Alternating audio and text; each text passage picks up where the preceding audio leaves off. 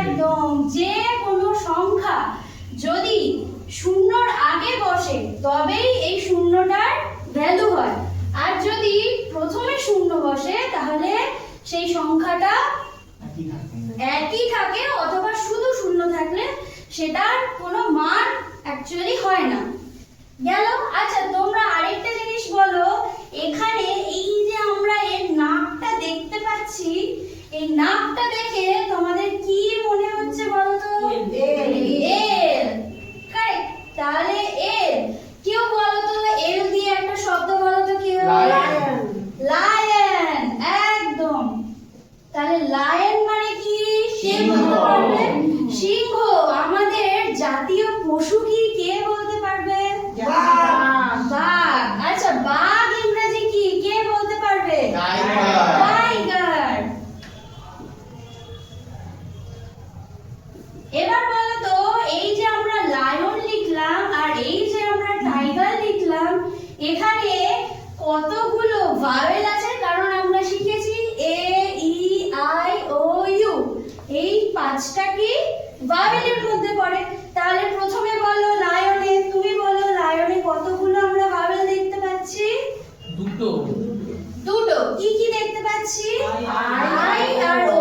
তাহলে আমরা কি দেখলাম যে এখানে দুখানা ভাওয়েল আছে। আচ্ছা, কে বলতে পারবে যে এই যে দুখানা ভাওয়েল আছে তাহলে দুই ইংরেজি কি হয়? টু।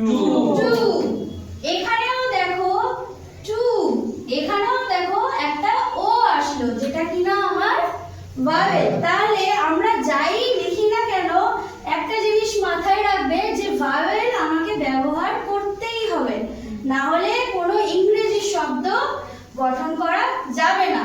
আচ্ছা, এই গেল বৃত্ত, তাই তো? এবার ধরো আমি এরকম একটা ছবি আঁকলাম,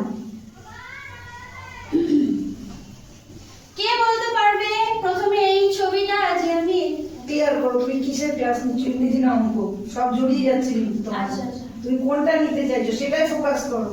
আচ্ছা তুমি মানে পাস থেকে ইন্টিগ্রেট লার্নিং এর জন্য কিছু কোশ্চেন করতে পারো, বাট তুমি ছড়িয়ে যাচ্ছ। তুমি কি ক্লাস নিতে চাইছো, ম্যাথসের না ইংলিশের? আগে সেটা ক্লিয়ার হোক। আচ্ছা বুঝতে পেরেছো? যখন তুমি ভায়োল নিয়ে পড়াচ্ছ, তুমি এটা থেকে 4টে ক্লাস নিতে পারো। এক বললাম ভায়োল শেখাতে পারো, ভায়োলটা না বসলে ওয়ার্ড কমপ্লিট হচ্ছে না, এটা হলে ভালো কনসেপ্ট। তারপরে হচ্ছে তুমি এখান থেকে এ অ্যান এর ব্যবহার শেখাতে পারো, অ্যান কখন বসছে এটা শেখাতে পারো। আবার এই গোলটাকে নিয়ে তুমি সার্কেল, ট্রায়াঙ্গেল, রেক্ট্যাঙ্গেল এগুলো শেখাতে পারো।